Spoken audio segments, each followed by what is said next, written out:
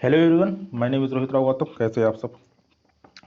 तो कल वाले लेक्चर में हम लोग क्या कहते हैं कि मिसेलिनियस एक्सरसाइज के एग्जाम्पल सॉल्व कर रहे थे और एग्जाम्पल नंबर हमने 41 और 42 को कंप्लीट डिस्कस कर लिया था। आज हम उसके आगे देखेंगे, है ना। तो जो इंपॉर्टेंट एग्जाम्पल है वही डिस्कस किया जाएगा। तो आज हम ले रहे हैं एग्जाम्पल नंबर 46। तो इसमें क्या कह रहा है ना, अच्छा क्वेश्चन है ये, इसको देखेंगे ध्यान से। तो कह रहा है कि समुच्चय ए में, है ना, यहाँ पर देखो कहा गया है कि समुच्चय ए में a बराबर 1 2 3 से स्वयं तक सभी एकेकी फलन की संख्या ज्ञात कीजिए। देखिए, ये जो संख्या वाला क्वेश्चन होता है ये डायरेक्ट हमारा फार्मूला बेस्ड होता है ना। इसमें हम लोग डायरेक्ट फार्मूला लगाते हैं और उसके आधार पर हम क्या कहते हैं कि यहाँ पर एकेकी या फिर आच्छादक फलनों की संख्या निकाल सकते हैं। ये जो यहाँ पे फार्मूला लिखा है ये सिर्फ एकेकी फलन के लिए है। एक आच्छादक का भी क्वेश्चन है लेकिन वो आगे, तो उसको हम लोग आगे डिस्कस करेंगे ना, वो फार्मूला वहां पे बताया जाएगा। तो देखो क्या कहा गया कि समुच्चय ए बराबर, तो ए यहाँ पे सेट दिया है आपको और ए से स्वयं तक, तो मतलब कि जैसे एक सेट आपका ये दिया है ना, 1 2 3 आपका सेट यहाँ पे दिया है। तो एक सेट हमारा ये रहा और एक सेट हमारा ये रहा। ये भी आपका सेट ए ही है और ये भी आपका सेट ए ही है ना। दोनों आपके सेट ए है क्योंकि यहाँ पे कहा गया है कि स्वयं तक सभी एकेकी फलनों की संख्या ज्ञात कीजिए।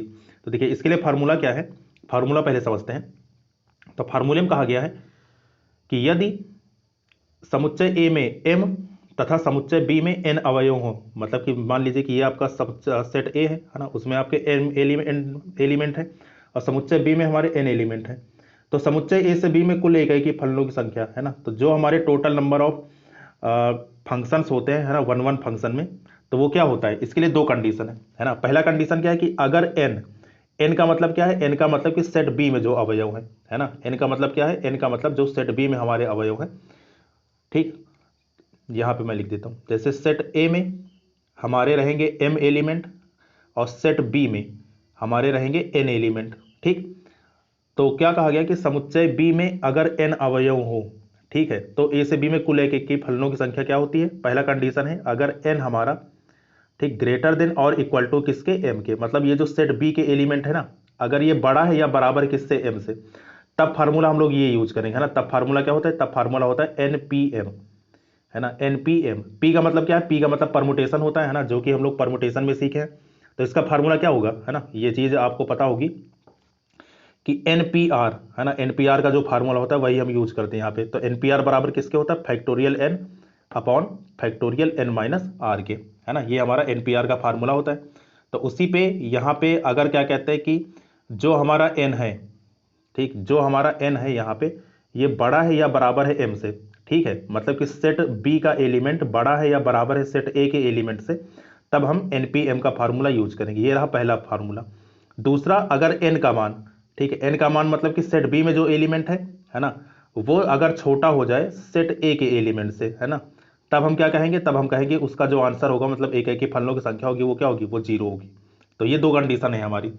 तो यहाँ पे देखते हैं, यहाँ पे सेट ए हमारा कितना दिया है, 1 2 3, तीन एलिमेंट है। और सेट ए है ना, क्योंकि स्वयं से स्वयं में जाना है, तो सेट ए का अगर एलिमेंट अगर मान लीजिए कि 3 है, तो जो सेट बी बनेगा वो भी तो हमारा 3 ही होगा, मतलब दोनों सेम होंगे। तो अगर दोनों चीजें बराबर है तो हम ऊपर वाला फार्मूला यूज करेंगे यहाँ पे, है ना।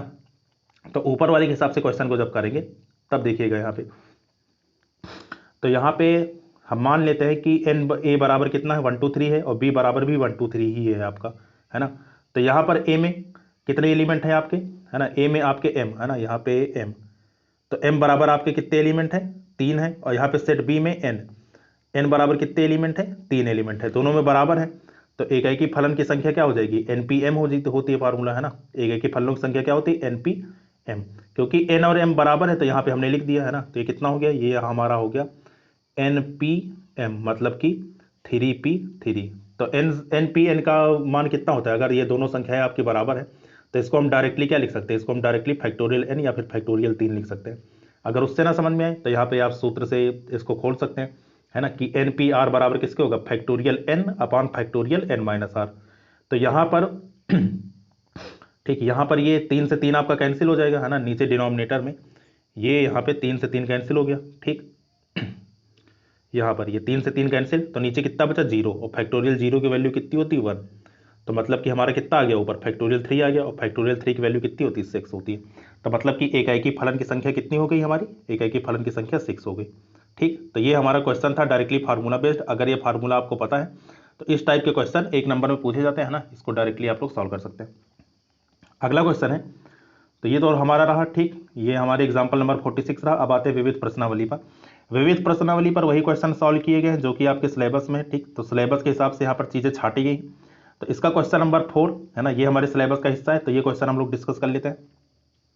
क्वेश्चन में कहा गया है कि यदि एफ, और ये यहाँ पे देखिए इसका कोडोमेन दिया आर है ना, ये कहाँ से कहाँ में डिफाइंड है, कोडोमेन इसका आर दिया है, और जो रेंज है ना, सॉरी ये यहाँ पे फंक्शन का डोमेन आपका आर दिया है, और कोडोमेन कितना दिया, ये दिया है कि मतलब x की वैल्यू जो है वो किसके किसके बीच में, -1 से 1 के बीच में है, और ये जो x है बिलोंग्स टू कहाँ पे है, r है।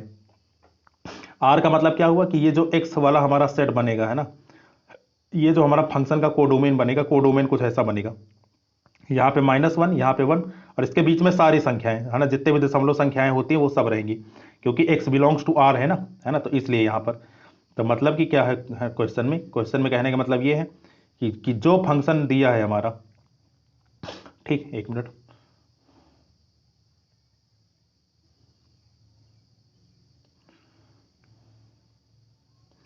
ठीक इसको थोड़ा रफ कर देते हैं।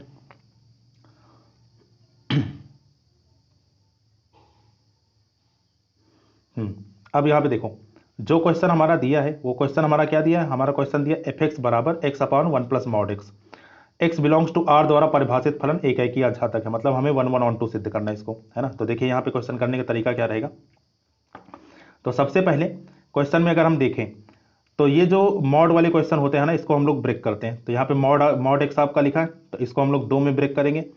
पहला ब्रेक कर रहे हैं जब x का मान ग्रेटर देन और इक्वल टू 0, क्योंकि मॉड फंक्शन कैसे टूटता है आपका है ना, मॉड फंक्शन जो हमारा तोड़ने का तरीका रहता है, एक बार वो टूटता है x से बड़ी वैल्यू के लिए, और एक बार वो टूटता है x से छोटी वैल्यू के लिए।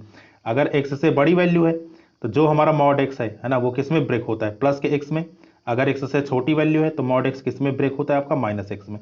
ठीक, तो उसी के हिसाब से हम लोग यहाँ पर क्वेश्चन को पहले चेंज कर लेंगे, ठीक, फिर उसके बाद क्वेश्चन आगे प्रोसीड करेंगे। तो यहाँ पे देखो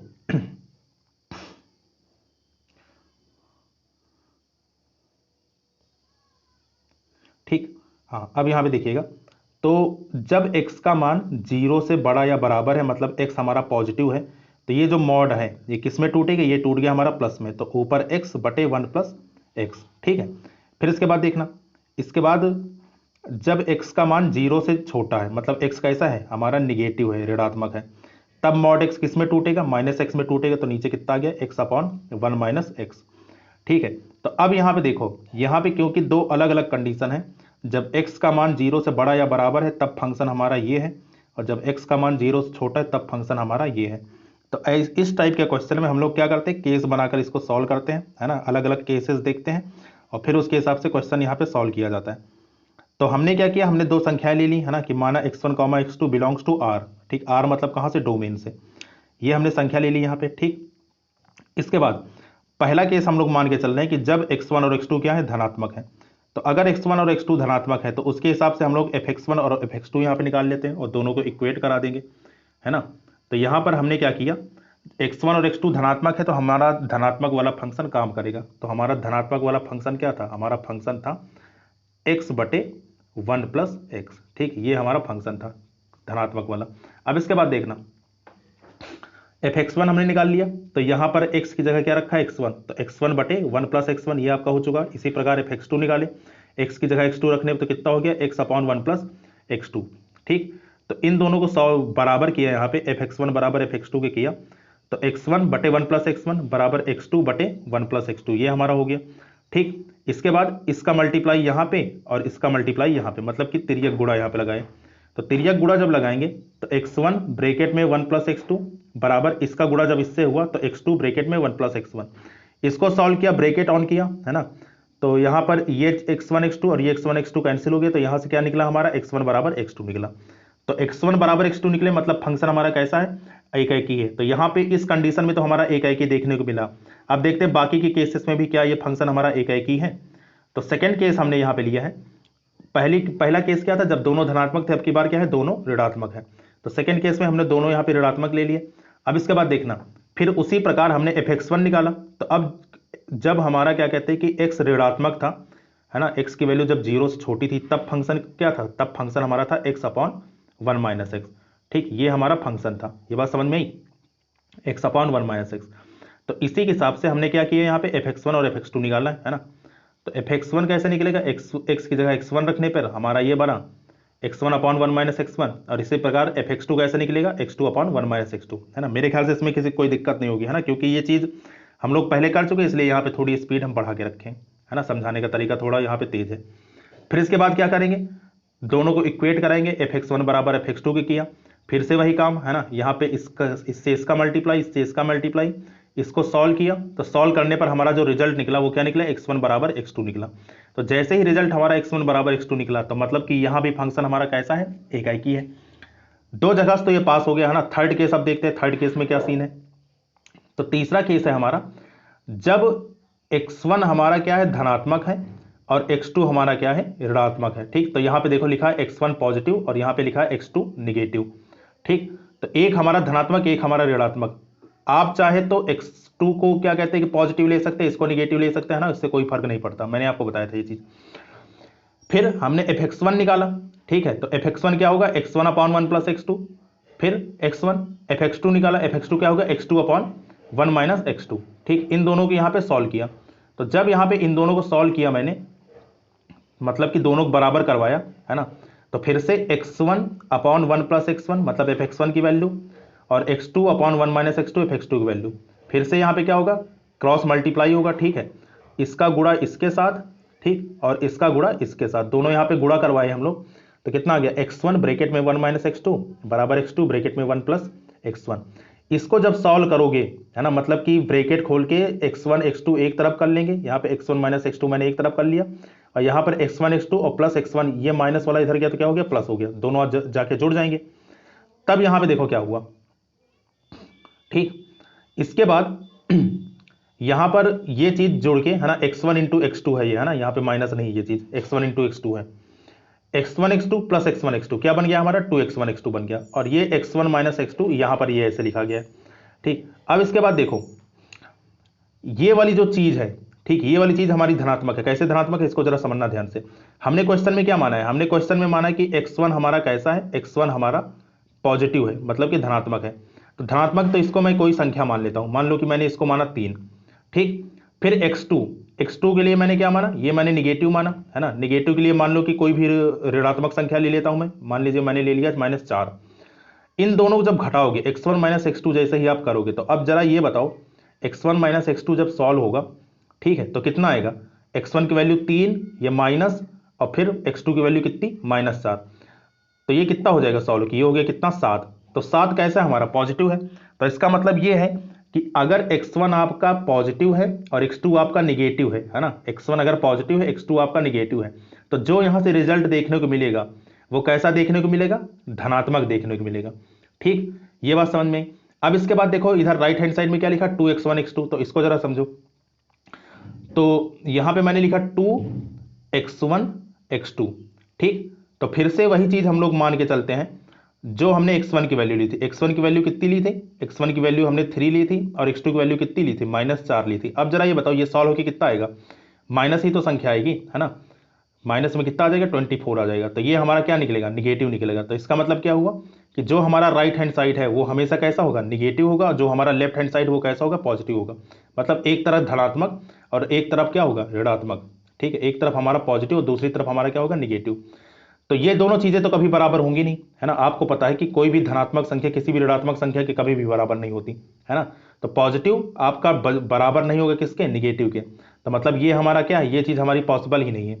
ठीक है, देखो यहाँ पे ये जो दिया दे रखे हैं आपको, ठीक, एक मिनट है ना, यहां पर देखिएगा,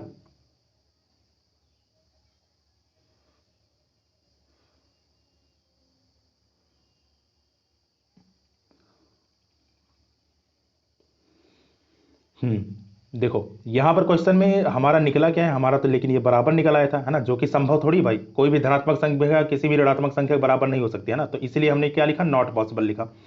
तो जब भी अगर क्वेश्चन में कभी भी नॉट पॉसिबल हो, तो वो केस हम लोग कंसीडर ही नहीं करते, है ना, ये केस हम लोग देखेंगे ही नहीं।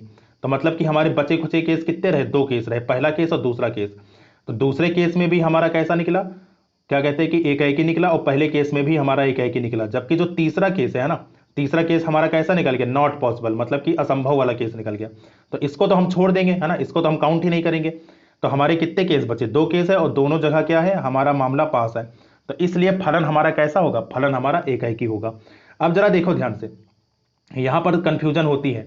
अगर आपका नॉट पॉसिबल है, ठीक, अगर कोई एक केस नॉट पॉसिबल निकल आया, तब तो फंक्शन हमारा क्या कहते हैं कि एक ही हो जाएगा। लेकिन अगर यहां पर ये निकलता, मान लो कि यहां पर सॉल्व करने पे यहीं पर डज नॉट इक्वल टू निकल आता, ठीक है, कि जैसे मान लो कि आप सॉल्व किए और वहां पे आ गया मान लो x1 बराबर प्लस माइनस x2, तो ये चीज हमारा बराबर थोड़ी है। अगर बराबर नहीं है तब पूरा का पूरा फंक्शन हमारा एक ही नहीं होता, है ना। मान लो 2 जगह पहले में एक ही सिद्ध हो गया, कर लिया भाई, दूसरे में सिद्ध हो गया, लेकिन तीसरे में मान लो ये चीज आपको देखने को मिल जाती है, ऐसा कुछ देखने को मिल जाता जहां पर x1 x2 के बराबर ना होता, ठीक है, तब तो हम कहते हैं कि ये चीज क्या है, आपकी फंक्शन एक ही नहीं है। लेकिन जहां पर आपका असंभव वाला केस बन जाए, ठीक है, जहां पर हमें देखने को ये मिल जाए कि ये चीज हमारी पॉसिबल नहीं है, तो वहां पर हम लोग क्या करेंगे, वहां पर हम लोग उसको मतलब उस केस को कंसीडर नहीं करेंगे, है ना। तो वो केस जब कंसीडर नहीं होगा तो इसका मतलब ये है कि हमारा फंक्शन कैसा है, हमारा फंक्शन एक ही है, ठीक। तो इसको हम लोग छोड़ देंगे, और तो इस प्रकार से फंक्शन हमारा क्या हो गया, एक ही हो गया, ठीक। तो उम्मीद है ये चीज आपको समझ में आई होगी। दोनों चीजें अलग अलग हैं, है ना, जो दोनों चीजें हैं यहाँ पे वो चीज आपकी अलग अलग है। चलो बढ़ते हैं अब आगे, अगला देखते हैं अब। तो इस प्रकार से ये फंक्शन हमारा कैसा हो गया, एक ही हो गया, ठीक है। ये चीज अब आपको क्लियर हो गई होगी कि जब हमारा केस नॉट पॉसिबल निकलता है ना, तो नॉट पॉसिबल वाले केस में इस चीज को हम कैंसिल कर देंगे, मतलब ये चीज हमारा कंसीडर नहीं किया जाएगा, ठीक। हमारे जो 2 केसेस हैं, अगर उन दोनों जगह फंक्शन हमारा पास है तो इसका मतलब क्या है, एक ही है। अगर यहाँ पे बराबर नहीं निकलता, मान लो कि ऐसा कुछ सीन देखने को मिलता, ठीक है, तब हम इसको लेते और तब हम बोल देते कि हाँ भाई फंक्शन 2 जगह पास है लेकिन तीसरी जगह पास नहीं, तो इसका मतलब क्या है, हमारा एक ही नहीं है, ठीक। तो इस प्रकार से फंक्शन तो हमारा एक ही हो गया। अब इसको आच्छादक दिखाते हैं ना, आच्छादक कैसे होगा, चलो अब देखते हैं आच्छादक के लिए। तो आच्छादक में भी यहाँ पे हमें 2 कंडीशन आपके बनाने पड़ेंगे, ठीक है, 2 कंडीशन हमें यहाँ पर लेकर चलनी पड़ेंगी। कैसी कंडीशन, मतलब कि जब एक बार x आपका धनात्मक था और जब एक बार x आपका ऋणात्मक था। तो क्वेश्चन हमारा क्या था, क्वेश्चन मैं एक बार आपको फिर से दिखा देता हूँ या फिर लिख देता हूँ यहाँ पे। तो क्वेश्चन हमारा ये था कि जो f(x) बराबर आपको दे रखे थे, है ना, तो f(x) बराबर हमारा क्वेश्चन में दिया था, ठीक है, कि x upon 1 plus x, x upon 1 plus x, ये कैसा था, जब x का मान पॉजिटिव था, ठीक। और दूसरा क्या था, x अपॉन 1 माइनस एक्स, ये कब, जब x का मान कैसा था, निगेटिव था, ठीक। तो अब जब x का मान धनात्मक है, पहला केस हम लोग ये लेकर चल रहे हैं, है ना, आच्छादक में। तो केस नंबर 1 क्या है, जब x का मान कैसा है, पॉजिटिव है ना, x आपका ग्रेटर देन इक्वल टू किसके, 0 के। ये चीज यहां पर ये जो हमने क्या कहते हैं कि मैपिंग की है, ठीक। ये जो फंक्शन हमारा दिया है, फंक्शन हमारा कहां परिभाषित है, फंक्शन हमारा परिभाषित था एफ आर से लेकर, है ना, आर से लेकर हमारा जो ये हमारा डोमेन था, ठीक, डोमेन आर से लेकर जो हमारा को डोमेन है, को डोमेन क्या था, x belongs to R such that कि जो x की वैल्यू है ना, जो हमारी x की वैल्यू है वो किसके किसके बीच में है, वो है -1 से 1 के बीच में, ठीक। तो ये हमारा दिया था रेंज को डोमेन इसका। तो को डोमेन वाला सेट हम लोग ऐसा बनाया है ना कि x की वैल्यू -1 और 1 के बीच में रहेगी। तो अब जरा यहां पे देखो ध्यान से, ठीक, यहां पर देखिएगा कि ये जो चीज है हमारा, है ना, हमारा क्या है कि x का मान कैसा है, -1 से 1 के बीच में है। और यहां पे क्योंकि इक्वल टू नहीं लगा तो इसलिए हम इसको क्या है कि -1 को और 1 को कंसीडर नहीं करेंगे, है ना। तो इसलिए देखो यहां पर अगर आपको दिख रहा हो, इसको मैं एक बार थोड़ा क्लियर कर देता हूं, ठीक। तो यहां पर देखिएगा कि जो यहां पे -1 लिखा है मैंने, इसके बगल में क्रॉस लगाया है, और जो यहां पे 1 लिखा है इसके बगल में क्रॉस लगाया है। इसका मतलब यह है कि -1 को और 1 को शामिल नहीं करना है। क्यों नहीं शामिल करना है, क्योंकि यहां पर इक्वल टू नहीं लगा है। अगर मान लो ये कुछ ऐसा लिखा होता कि -1 less than equal to x less than equal to 1, तब हम क्या है कि -1 को और 1 को शामिल करते, लेकिन ऐसा कुछ लिखा नहीं है ना, तो इसलिए हम क्या है कि हम इनको शामिल नहीं करेंगे, ठीक। तो अब यहाँ पे देखिए ध्यान से, तो ये हमने क्या करता है, ये हमने डोमेन और ये हमने कोडोमेन बना लिया, ठीक। डोमेन हमारा क्या है, आर है, R real number, real number में सब कुछ होता है, तो इसलिए मैंने माइनस प्लस दशमलव सारी संख्याएं यहाँ पे दिखाई हैं। अब कोडोमेन हमारा कैसा है, x की वैल्यू -1 और 1 के बीच में रहेगी, तो -1 यहाँ पे ऊपर लिख लिया, 1 यहाँ पे नीचे लिख लिया, इसके बगल में क्रॉस लगा दिया, क्योंकि इसको हमें क्या कहते हैं कि लेना नहीं है, ठीक है, ये हमें कंसीडर नहीं करना है। फिर यहाँ पे इसके बीच में क्या क्या हो सकता है भाई, -1 और 1 के बीच में क्या होगा, दशमलव संख्या ही तो होगी, तो मैंने दशमलव संख्या लिख ली। इधर मैंने माइनस वाली दशमलव संख्या लिखी और इधर मैंने प्लस वाली दशमलव संख्या लिखी। ठीक, तो ये हमने क्या किया, ये हमने यहाँ पर सेट बना लिया। अब इसके बाद देखो, तो पहला कंडीशन क्या है, जब x का मान कैसा है, पॉजिटिव है, तो x हमारा पॉजिटिव है तो फंक्शन हमारा कैसा काम करेगा, ये देखिए, यह धनात्मक के लिए फंक्शन हमारा कैसा परिभाषित है, धनात्मक के लिए फंक्शन हमारा ये है। ठीक है, कि जब x का मान धनात्मक है तब फंक्शन हमारा ये है, कितना है, x/1 + x। तो अब जरा देखो ध्यान से, है ना, अगर फंक्शन हमारा ऐसा है x/1 + x है, तो इसको मैंने लिख लिया कि y = x/1 + x। अब जरा सोच के देखना कि ये जो यहां पर x है और ये जो यहां पर x है, जब ये दोनों आपके पॉजिटिव हैं, पॉजिटिव मतलब कोई भी नंबर है आपका, ठीक, कोई भी नंबर धनात्मक है, तो यहां से इतना हल होके y हमारा कैसा आएगा, y भी तो धनात्मक आएगा भाई। यहां पे दोनों जगह अगर x आपके पॉजिटिव हैं तो y यहां पे ये जो सॉल्व होकर आएगा वो कैसा आएगा, वो पॉजिटिव ही आएगा, धनात्मक ही आएगा, है ना, ये चीज हमने लिख लिया। ये वाली लाइन क्यों लिखी मैंने, ये वाली लाइन हमने इसलिए लिखी क्योंकि यहां पर ये जो y का मान है, ये y के हम धनात्मक मान के लिए यहां पे x का मान निकालेंगे। ठीक है, तो अब आपको पता है कि कोई भी फंक्शन आच्छादक कब होता है, आच्छादक के लिए मैंने आपको कंडीशन बताई थी कि अगर कोडोमेन, ठीक है, बराबर किसके आ जाए, रेंज के आ जाए, या फिर कोडोमेन में जो हमारे क्या कहते हैं y का मान है, अगर उसके लिए x हमारा यहां पे डोमेन से बिलोंग करता है, तब हमारा फंक्शन कैसा होता है, आच्छादक होता है। तो वही हम करेंगे। तो उसके अंतर्गत पहला स्टेप मैंने क्या किया कि यहां से इसको हल करके x का मान निकाल लिया y के पदों में। तो यहां पर ये पक्षांतर वगैरह किया, ठीक, यहां पे पक्षांतर किया और यहां पे हल करने पर हमने क्या किया कि x का मान निकाल लिया y के पद में। तो जब x का मान y के पद में निकालेंगे, ठीक है, जब यहां से x का मान y के पदों में निकालोगे, तब देखो यहां पे x का मान कितना आएगा, y/1 - y। ठीक, ये हल करने पर यहां पर ये कितना आ गया, y/1 - y आ गया। ठीक, फिर हम क्या देखेंगे कि y बिलोंग्स टू कोडोमेन के लिए, कोडोमेन मतलब कि कोडोमेन में यहां पे जितने भी एलिमेंट है ना उसके लिए देखेंगे, लेकिन सारे एलिमेंट हम लोग देख नहीं सकते क्योंकि y हमारा पॉजिटिव है। ठीक, y हमारा कैसा है, पॉजिटिव है, तो पॉजिटिव वैल्यू मतलब कि हम लोग इतने वैल्यू ही देखेंगे, है ना, मतलब कि इसमें जो भी दशमलव संख्याएं हैं वो देखेंगे। तो अब जरा सोचो ध्यान से कि यहां पर मैंने y की जगह कुछ भी रखा, ठीक है, यहां पर मैंने y की जगह कुछ भी रखा, खाली समझाने के लिए बात ये चीज मैं बता रहा हूं। तो जैसे मान लीजिए कि y की जगह मैंने यहां पर रखा 0.2, ठीक, प्लस में है, तो ऊपर आएगा 0.2 बटे नीचे कितना आएगा 1 माइनस 0.2, तो मतलब कि 0.2 अपॉन कितना आएगा 0.8, है ना, 0.2 अपॉन 0.8, तो ये कट के कितना आ जाएगा यहाँ पे दशमलव दशमलव, जब आपका कैंसिल होगा तो ये यहाँ से कट के कितना आ जाएगा, ये हमारा आ गया। ठीक, देखिएगा यहाँ से ये कितना आ जाएगा यहाँ पे 1/4। ठीक, ये कितना आ गया हमारे यहाँ पे 1/4, मतलब कि 0.25। अब जरा ये बताओ कि ये जो 0.25 है, क्या ये कोडोमेन में है, मतलब सेट आर में है, बिल्कुल है, क्योंकि हमारे रियल नंबर में सभी नंबर होते हैं। ठीक, जितने भी नंबर हमें दिखते हैं वो सारे नंबर हमारे क्या होते हैं, रियल नंबर्स में होते हैं। तो इसका मतलब क्या है, ये चीज समझाने के लिए यहां पे बताई गई है। ठीक, यहां पर देखिएगा, इसको थोड़ा रब कर देते हैं।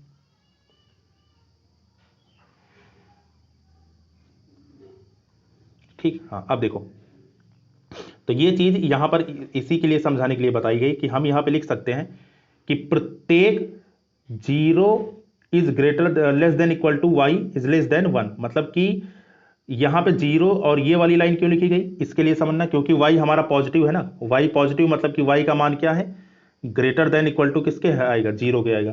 तो जब y का मान 0 से बड़ा या बराबर और 1 से छोटा है, तो उसके लिए क्या है कि x बराबर y/1 - y, ये हल करने पर, या फिर x का मान जो यहां से निकलेगा वो कहां से बिलोंग कर रहा है, डोमेन से, डोमेन का मतलब सेट R से।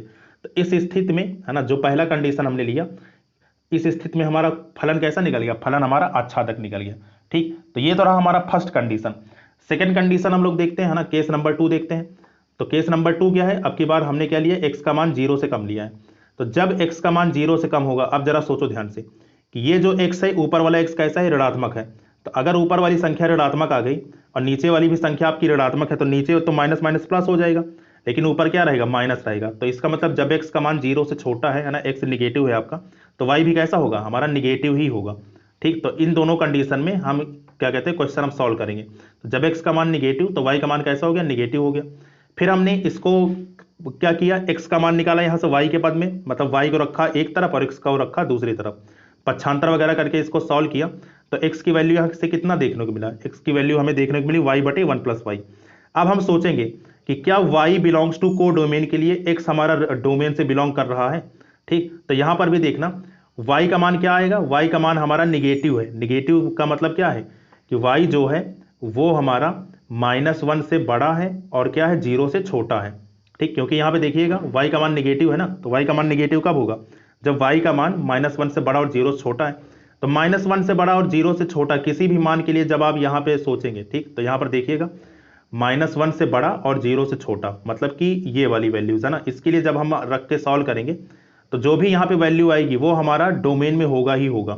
ठीक, वो हमारा क्या है, वो डोमेन में होगा, क्योंकि डोमेन हमारा रियल नंबर, और रियल नंबर में सभी नंबर आते हैं, कुछ भी दशमलव निकले, ठीक, वो हमारा कहाँ बिलोंग करेगा, सेट आर में बिलोंग करेगा। तो वही हमने यहाँ पे लिखा कि प्रत्येक y is less than equal to y is greater than equal to 0 and less than equal to 1 के लिए x बराबर y upon 1 minus Y belongs to r, या फिर x belongs to r, sorry है ना, ये दूसरा कंडीशन, क्या कहते हैं कि ये वाला कंडीशन देखते हैं हम लोग। हाँ ठीक, हाँ तो ये चीज हम समझा रहे थे कि प्रत्येक -1 है ना, मतलब कि y की वैल्यू जब -1 से बड़ी और 0 से छोटी है के लिए x बराबर y अपॉन 1 प्लस वाई, मतलब ये चीज सॉल्व करने पर ये कहां से बिलोंग करेगा, r से बिलोंग करेगा। ठीक है, क्योंकि आप कुछ भी वैल्यू यहाँ पे रखोगे, y का कुछ भी मान यहाँ पे रखोगे, जो यहाँ से x हल होके आएगा वो भी हमारा डोमेन में होगा ही होगा। ठीक, तो इसका मतलब क्या है कि x जो है वो r से बिलोंग कर रहा है, तब हमारा फंक्शन कैसा है, तब हमारा फंक्शन आपका आच्छादक हो जाएगा। तो दोनों कंडीशन में ये हमारे क्या कहते हैं कि ट्रू निकला है ना, दोनों जगह ये बात हमारी साफ हो गई कि क्या कहते हैं कि ये दोनों फंक्शन हमारे कैसे नहीं है, एकाएकी और आच्छादक है। मतलब जो भी कंडीशन हमने यहाँ बनाई उसके अंतर्गत हम यहाँ से देख के बता सकते हैं कि फंक्शन हमारा कैसा है, एकाएकी आच्छादक है। ठीक, तो यही चीज़ हमें सिद्ध करनी थी, यही चीज़ हम लोग सिद्ध करके यहाँ पे दिखा दी है।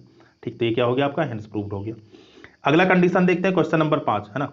तो क्वेश्चन नंबर 5 है, आसान सा क्वेश्चन है, इस तरह क्वेश्चन अब लगभग आप सीख चुके होंगे, फिर भी यहाँ पे हम बता रहे हैं कि क्वेश्चन में कहा गया कि f(x) बराबर x क्यूब द्वारा प्रदत्त फलन FR2R एकाएकी है, इसको हमें सिद्ध करना है। ये चीज हमने खाली ऐसे बनाई समझाने के लिए है ना, बाकी अगर एकाएकी वगैरह आपको सिद्ध करना रहा करे तो डायरेक्ट भी आप कर सकते हैं। डायरेक्ट कैसे करेंगे, डायरेक्ट करने का तरीका है हमारा कि हमने सबसे पहले क्या किया कि x1 और x2 को कहां से माना, बिलोंग्स टू r है ना, रियल नंबर से हमने मान लिया, फिर हमने fx1 और fx2 निकाला। तो अब जरा देखो, जब आप fx1 निकालोगे तो fx1 बराबर कितना आएगा, x1 की घात 3। ठीक, फिर जब आप fx2 निकालोगे तो fx2 बराबर कितना आएगा, ठीक, ये आज आपका आ जाएगा x2 की पावर 3 है ना। इनको जब आप इक्वेट कराओगे तो मतलब कि जब आप fx1 बराबर fx2 किए, ठीक, fx1 बराबर किसके, fx2 के, तो यहाँ से कितना आएगा, x1 की पावर 3 बराबर किसके, x2 की पावर 3। तो ये 3 से 3 आपका कैंसिल है ना घात, तो x1 बराबर किसके आ गया, x2 के आ गया। तो जैसे x1 बराबर x2 के आ गया मतलब फंक्शन हमारा कैसा है, एकाएकी है। ठीक, तो वही चीज़ यहाँ पर समझा कर लिखी गई है कि फंक्शन हमारा कैसा हो निकल आया, फंक्शन हमारा एकाएकी निकल आया। तो ये क्वेश्चन भी हमारा कंप्लीट हुआ। ठीक है, तो आज के लिए तो इतना ही था है ना, 3-4 क्वेश्चन और हमारे बचे हैं, ये कल वाले लेक्चर में आपका कंप्लीट हो जाएगा। ठीक, फिर इसके बाद हम लोग चैप्टर नंबर 2 ITF की ओर पढ़ेंगे, मतलब कि जो हमारा क्या कहते हैं इनवर्स फंक्शन वाला टॉपिक है, प्रतिलोम त्रिकोणमितीय फलन, उसको देखेंगे। तो आज के लिए इतना ही रखते हैं है ना, सेशन को यहीं पे क्या कहते हैं स्टॉप करते हैं, बाकी हम नेक्स्ट लेक्चर में यहीं से कंटिन्यू करेंगे। ठीक, तो आज के लिए इतना ही, तब तक के लिए थैंक यू सो मच।